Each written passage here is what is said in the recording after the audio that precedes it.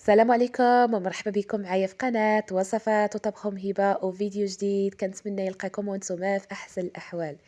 وصفتنا اليوم ان شاء الله غادي تكون عباره على هاد الكيكه بالتفاح والمكسرات اللي كتجي غايه في اللذه. فصراحه من اروع الكيكات اللي يمكن لكم تحضروهم في العيد، كتجي لذيذه خفيفه هشيشه ورطبه، والقوام ديالها كيجي اسفنجي، وكتجي كذلك معلكه، يعني واحد اللذه ما نقولكمش. كتجي بنينه بزاف وسهله التحضير. فكنتمنى الوصفه ديال اليوم تنال الاعجاب ديالكم وفرجه ممتعه.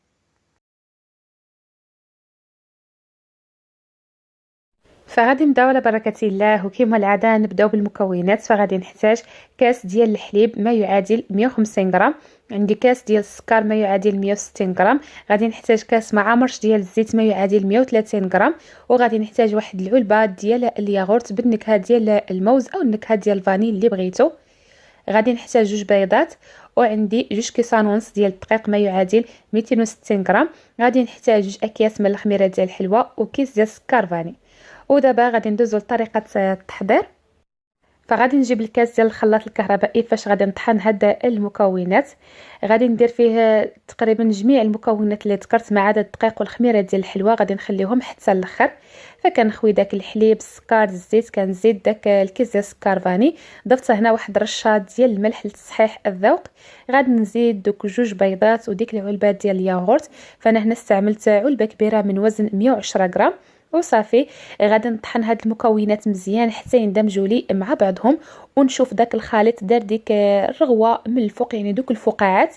فكنخلطوهم مزيان تقريبا هكاك واحد جوج دقائق. وتقدروا يعني تخلطوا المكونات حتى بالطراب الكهربائي او اي اله، المهم اللي تقدر تطحن لكم هاد المكونات مزيان.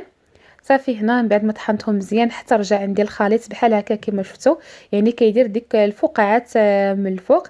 غادي نخوي داك الخليط هكا في واحد الاناء، وغادي نبدا نضيف هنا الدقيق. فالدقيق يعني ضروري هكا ما تصفيوه في واحد الغربال او صفاي بحال هكا، كنضيفوه بالتدريج. كندير الكميه الاولى حتى نخلطها مزيان، عاد نضيف الكميه الثانيه. في هذه المرحله غادي نستعمل غير الطراب ديال اليد، ونحاولوا ما نخلطوش بواحد السرعه. فهنا راني غير مزربه الفيديو باش نبقاو محافظين على داك الهواء اللي كاين في الخليط، باش تجي الكيكه هكا يعني طالعه وتجي خفيفه وهشيشه.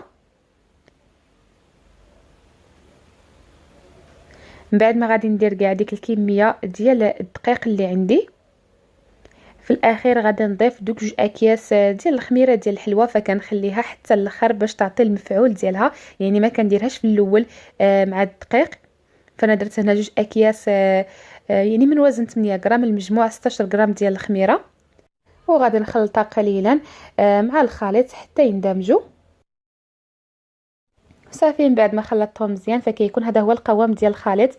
فإلا لاحظتوا الخليط كيجي شويه ثقيل، ما ديروهش خفيف، باش منين توضعوا داك التفاح والمكسرات على الوجه ديال الكيكه ما يهبطوش لتحت، يبقاو من الفوق. فإلا درتوا الخليط ديالكم خفيف فكاع دوك المكسرات والفواكه غادي يهبطوا لتحت.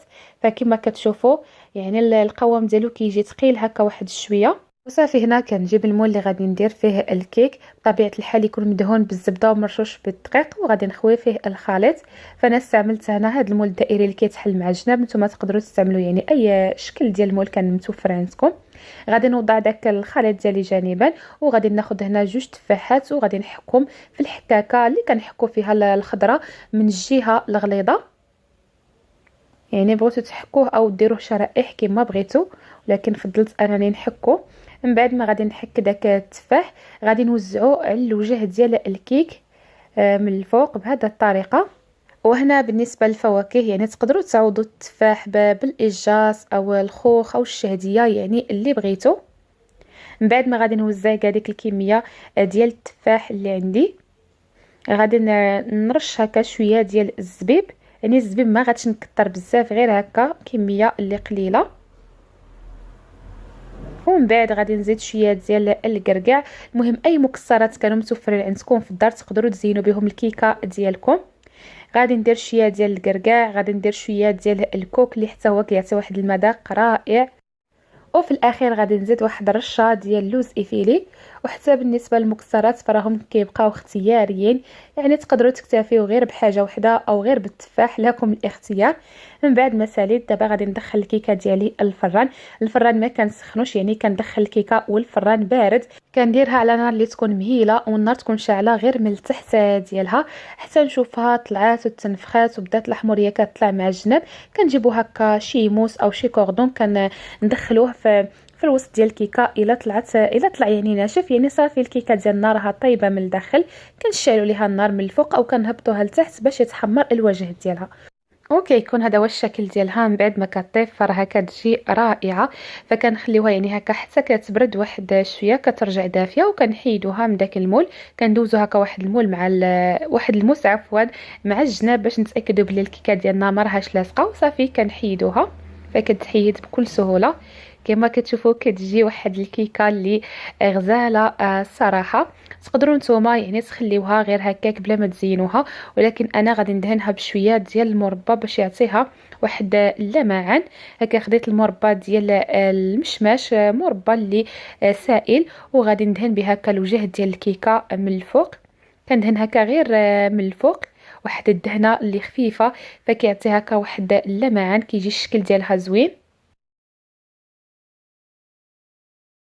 وانتم تقدروا تخليوها غير هكاك كما بغيتو. وفي الاخير غادي نضيف لها الخطوط ديال الكراميل من الفوق. فانا استعملت غير الكراميل جاهز، يعني خديت نسلي كراميل كندوبو هكا في واحد الكاسرونه فوق النار واحد شويه، ومن بعد درتو بلاستيك غذائي وغادي نزين به بحال هكا الوجه ديال الكيكه. كندير خطوط بهذا الشكل. تقدروا نتوما تكتفيو غير بداك الكرامي غير بداك المربى عفوا، او ديروا خطوط ديال الشكلاط الابيض كما كنقول لكم دائما. فالتزيين راه كيبقى حسب الذوق ديالكم. واصلا الكيكه يعني راها كتجي مزينه من الوجه ديالها بداك المكسرات والتفاح، غير انا بغيت نزيد لها داك الكراميل وصافي. كيكون هذا هو الشكل النهائي ديالها. فراها كتجي واحد الكيكه اللي رائعه صراحه في الشكل ديالها، وكذلك حتى المذاق كتجي لذيذه بزاف وخفيفه. كما قلت لكم في الاول ديال الفيديو كتجي خفيفه هشيشه ومعلكه واسفنجيه. وحتى التحضير ديالها كما شفتوا يعني جد سهل، والشكل ديالها كيجي غزال، يعني كتجي واحد الكيكه اللي هكا راقيه. وكونوا متاكدين الا جربتوها غادي تعجبكم بزاف، وغادي تولي معتمده عندكم، وحتى الوليدات ديالكم يعني والعائله ديالكم غادي يحماقوا عليها، حيت فعلا كتجي واحد الكيكه اللي زوينه بزاف. وحتى الا بغيتوا يعني هكا تاخذوها معكم نهار العيد عند الاهل ديالكم او الاقارب، فراها يعني كيكه اللي همويه ديال تحمير الوجه، يعني كتجي غايه في اللذه. فكنتمنى فعلا انكم تجربوها. وكما العاده الا جربتوا الوصفه وعجبتكم فما تنساوش تشتركوا معايا في القناه، وكذلك تفعلوا الجرس باش يبقى يوصلكم الجديد ديالي. وما تنساوش تخلوا لي واحد لايك. الله يجازيكم بخير. وقبل ما غادي ننهي الفيديو فكنتمنى لكم عيد مبارك سعيد، وكل عام وانتم بخير. تعيدوا وتعاودوا ان شاء الله، وباش ما تمنيتوا وبمغفره الذنوب ان شاء الله. ونخليكم دابا في رعايه الله حتى الوصفه القادمه بحول الله.